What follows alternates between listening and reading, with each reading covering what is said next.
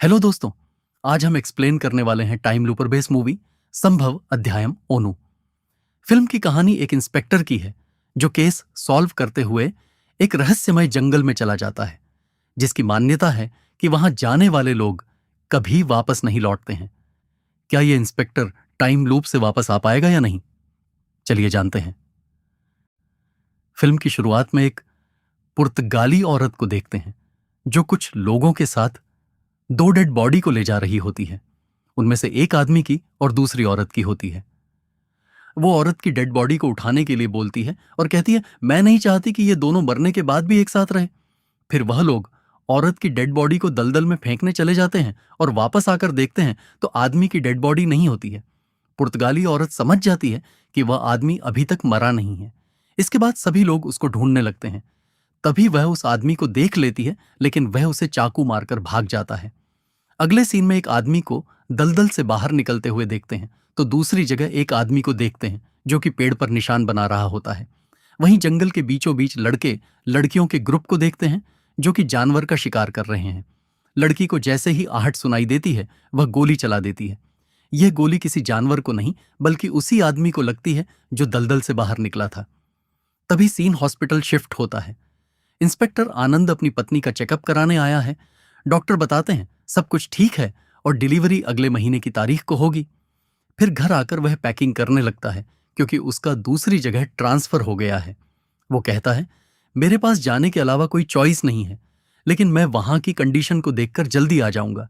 वो कहती है, ज्यादा परेशान मत हो, यहां आंटी है मेरी देखभाल के लिए। अगले दिन वह निकल जाता है। तभी उसे कलीग फोन करके बताता है, तुम्हारी बीवी के दर्द होने लगा था, इसीलिए उसे हॉस्पिटल लेकर आए हैं। कॉम्प्लिकेशन की वजह से डॉक्टर अभी डिलीवरी करने जा रहे हैं। आनंद कहता है, मैं अभी वापस आ रहा हूं। कलीग कहता है, तुम टेंशन मत लो, यहां आंटी है। तभी उसे हिरन दिखाई देता है। कुछ देर बाद कलीग फोन करके बताता है कि उसकी बेटी हुई है। ये घायल पुलिस वाला पीटर उनकी गाड़ी के आगे आ जाता है। वो उंगली से कुछ बनाने की कोशिश करता है। आनंद को उसके पास से वायरलेस हैंडसेट भी मिलता है। फिर वह उसे पास के ही हॉस्पिटल में ले जाता है। कुछ देर बाद उसका सीनियर अशोकन आता है। वो उसे पीटर का पर्स और वायरलेस दे देता है। तभी जोशी आकर बताता है, पीटर अब ठीक है। अशोकन उससे कहता है, पीटर के घर वालों को इन्फॉर्म कर दो और जब वो लोग आ जाए तब तुम चले जाना। बताता है उसके पापा भी पुलिस में थे, लेकिन उसके पैदा होने से पहले ही वह मर गए थे। तभी रशीद उन्हें फोन करके बताता है, यहां जंगल में कुछ लड़के लड़कियां वीडियो शूट कर रहे थे। रेजी सर ने उन्हें रोका तो बहस होने लगी। बात बहुत आगे बढ़ गई है, आप जल्दी से आ जाइए। फिर वो उन लोगों से कहता है, इस पॉइंट से आगे जाने की परमिशन नहीं है।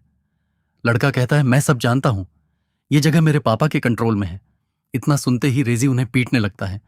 तभी एक लड़का जंगल की तरफ भागता है, लेकिन रेजी उसे पकड़ लेता है। फिर वो लोग दलदल वाले आदमी की लाश देखकर चौंक जाते हैं। थोड़ी देर बाद अशोकन और आनंद बाकी लोगों के साथ वहां पहुंच जाता है। रसिद बताता है, डेड बॉडी का चेहरा नोचने से खराब कर दिया है, इसलिए पहचानने में नहीं आ रहा है। अशोकन पूछता है, क्या फॉरेंसिक टीम को इन्फॉर्म कर दिया है? रसिद बताता है, फॉरेंसिक टीम रास्ते में है। फिर वो रेजी से कहता है, तुम्हें थोड़ी सी आजादी क्या दी, तुम तो मेरे सिर पर नाचने लगे। रेजी कहता है, डेड बॉडी की यूनिफॉर्म को देखकर लगता है ये कोई तमिल पुलिस वाला है। फिर अशोकन पास के ही तमिल पुलिस स्टेशन पेरूमलई में फोन लगाता है, लेकिन बात नहीं हो पाती है।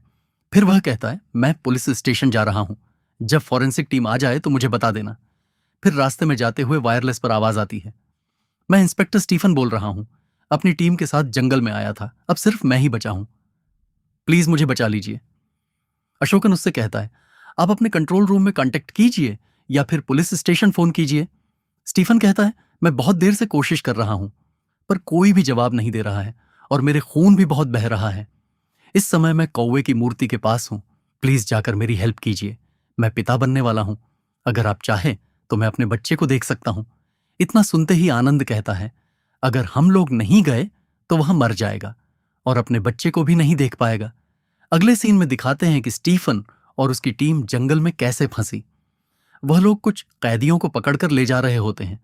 उनमें से कुछ पुलिस वाले सो रहे होते हैं। तभी एक कैदी मौका पाकर बंदूक छीन लेता है और कहता है, हमें जाने दो वरना गोली मार दूंगा। इसके बाद वह लोग जंगल में भाग जाते हैं। उन्हें पकड़ने के लिए वह लोग भी जंगल में पीछे छे जाते हैं। फिर वह कौवे की मूर्ति देखकर चौंक जाते हैं। मोथवेल कहता है, जब से हम लोग यहां आए हैं कुछ तो गड़बड़ लग रही है, हमें यहां से चले जाना चाहिए। स्टीफन उसकी बातों को इग्नोर करते हुए कहता है, ऐसा कुछ भी नहीं है। इसके बाद वह दौड़ते हुए गिर जाता है। तभी उसके पैर में चोट लग जाती है। अब हम देखते हैं ये लोग स्टीफन को ढूंढना शुरू कर देते हैं।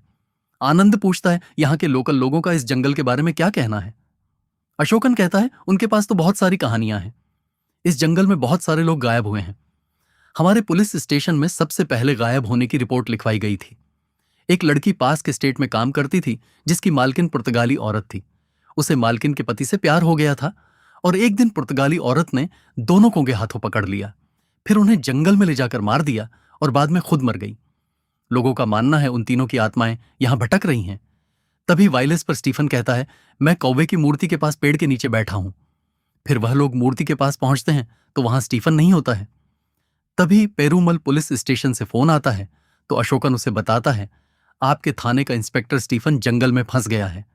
आपको सुबह फोन भी किया था लेकिन बात नहीं हो पाई, इसलिए हम लोग खुद उसे ढूंढने जंगल में आ गए और यहां कौवे की पुरानी मूर्ति भी है। वो कहता है, स्टीफन नाम का मेरे थाने में कोई भी नहीं है। तभी फिर से स्टीफन की आवाज आती है तो रेजी उससे कहता है, तुम्हारे पुलिस स्टेशन फोन किया था? उन्होंने बताया, स्टीफन नाम का वहां कोई भी नहीं है। स्टीफन कहता है, मैं आपसे झूठ क्यों बोलूंगा? फिर वो लोग स्टीफन की उससे बात करवाते हैं। स्टीफन कहता है, मुथवेल, तुम लोग कहां हो? मैं यहां अकेला हूं, जल्दी से आ जाओ। यह सुनते ही वह इंस्पेक्टर चौंक जाता है और अशोकन को बताता है, मुथवेल मेरे पापा हैं। कई साल पहले वो स्टीफन पीटर और बाकी टीम के साथ जंगल में गए थे। उसके बाद उन्हें आज तक किसी ने नहीं देखा और अब तो वह लोग जिंदा भी नहीं बचे होंगे। आनंद कहता है, मुझे तो उसकी बात पर विश्वास नहीं हो रहा है। अगर ऐसा होता तो हम लोग बात किससे कर रहे हैं? रेजी कहता है, मैं तो यहां से जा रहा हूं। अशोकन कहता है, तुम चाहो तो जा सकते हो, लेकिन मैं तो उसे ढूंढ कर ही रहूंगा। रेजी के जाने के बाद वह लोग ढूंढने लगते हैं।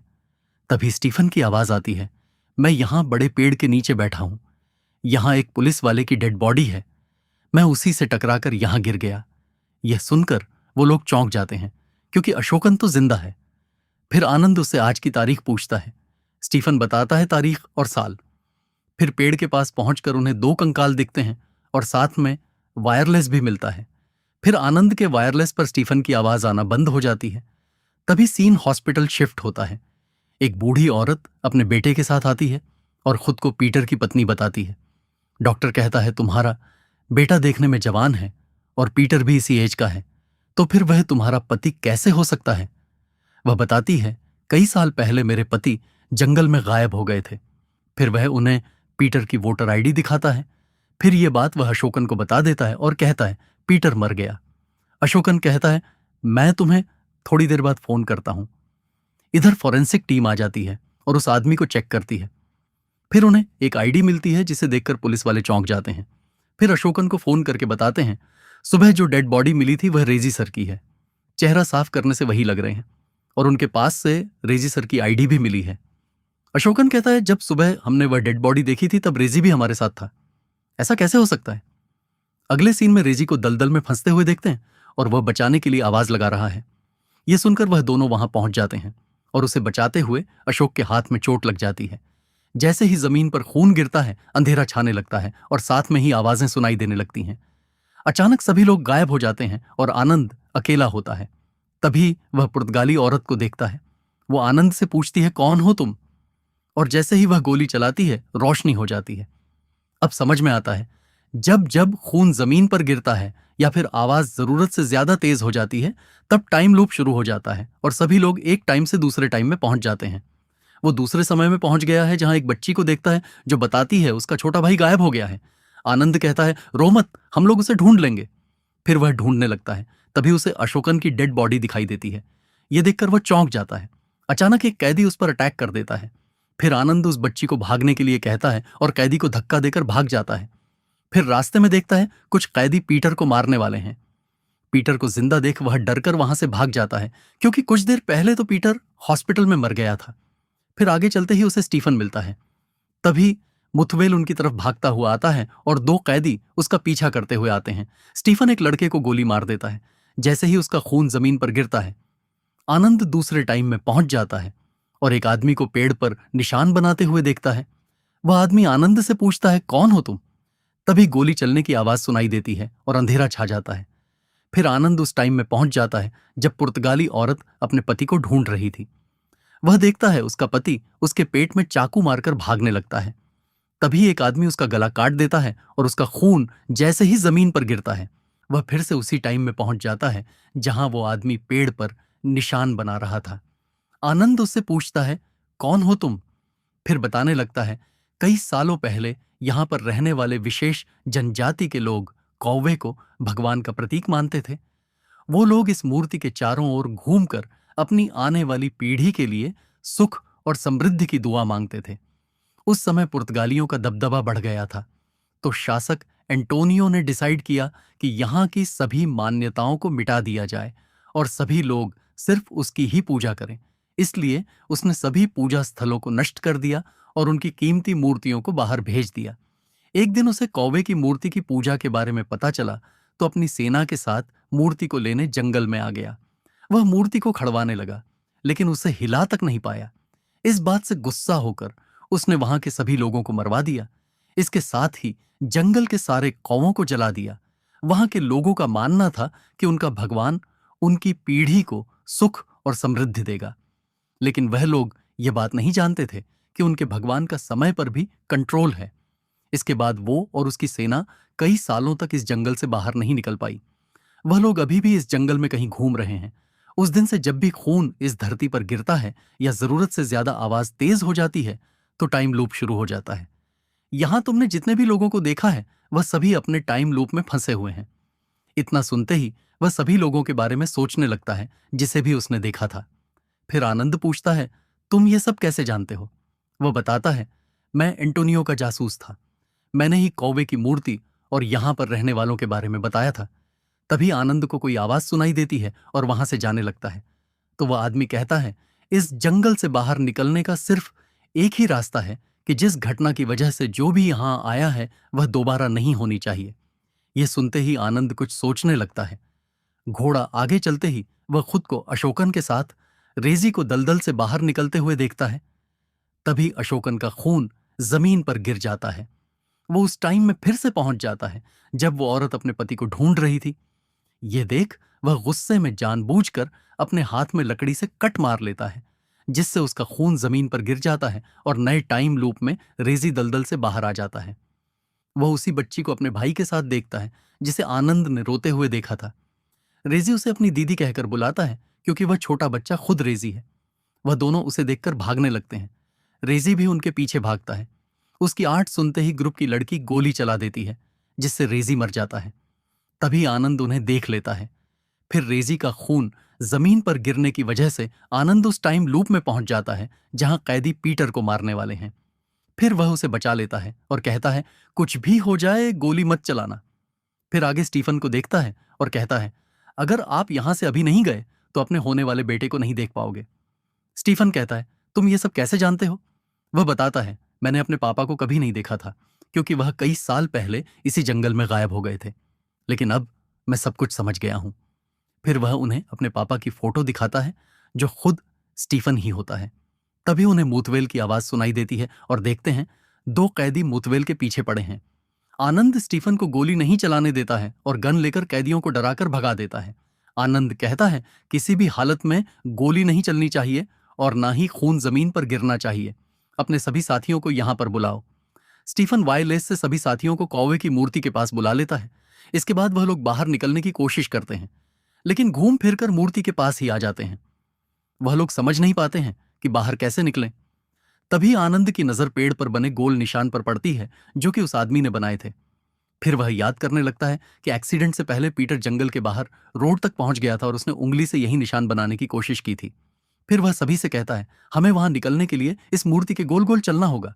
वह लोग सर्किल में आगे बढ़ने लगते हैं। थोड़ा आगे पहुंचते ही वह कैदी उन पर अटैक कर देते हैं, जिसमें मूथवेल और बाकी के कुछ पुलिस वाले मारे जाते हैं। इसके बाद वह लोग भी गुस्से में उनका गला दबाकर मारने लगते हैं। थोड़ी देर बाद एक कैदी स्टीफन को लकड़ी मारकर भाग जाता है। उसका खून जमीन पर गिरने से अंधेरा छा जाता है। फिर रोशनी होने के बाद आनंद समझ नहीं पाता है कि आखिर वो लोग दूसरे टाइम लूप में क्यों नहीं गए। तभी उन्हें एक कार दिखाई दे जाती है। वो लोग उसकी तरफ दौड़ते हुए पहुंच जाते हैं। फिर वह कार वाले से आज की डेट पूछता है। वह बताता है कि तारीख क्या है। ये सुनते ही आनंद समझ जाता है कि वह लोग टाइम लूप में 2 दिन आगे आ गए हैं। फिर वह स्टीफन और पीटर को कार में भेज देता है। इसके बाद मूर्ति के पास आकर खुद को गोली मार लेता है। तभी वह खुद को हॉस्पिटल में देखता है, जहां उसके पापा स्टीफन भी साथ में होते हैं। तभी नर्स आकर उसको बताती है, आपकी बीवी ठीक है और बैठी हुई है। अगले दिन वह ट्रांसफर वाली जगह पर जा रहा होता है। तभी वह रास्ते में अशोकन को देखता है। उनकी गाड़ी खराब हो गई है। फिर वह भी गाड़ी में बैठ जाते हैं और आनंद कुछ सोचने लगता है। तभी अशोकन को रसीद फोन करके बताता है, जंगल में कुछ लड़के लड़कियां वीडियो शूट कर रहे हैं, लेकिन रेज सर उन्हें ऐसा करने से रोक रहे हैं। आप जल्दी से आ जाइए। तभी उसे फिर से हिरन दिखाई देता है। थोड़ा आगे चलते ही एक लड़की उसके कार के आगे आ जाती है। फिर वह लोग उसे कार में बैठाकर हॉस्पिटल ले जाने लगते हैं। अशोक ने उससे कहता है, इस लड़की के फोन से इसके घर वालों को कॉल करो। आनंद जैसे ही उसका फोन उठाता है, उसके फोन में लड़की के साथ खुद को बूढ़ा देखता है। तभी वह लड़की उसे पापा कहकर बुलाती है और मर जाती है।